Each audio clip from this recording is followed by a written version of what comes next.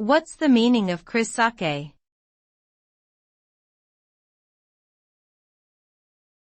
Chrissake.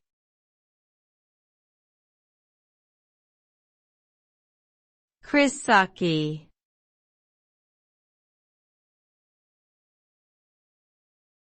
Chrissake.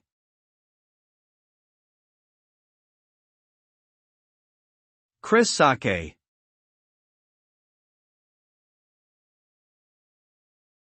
Chrissake is a minced oath used to express frustration or disbelief.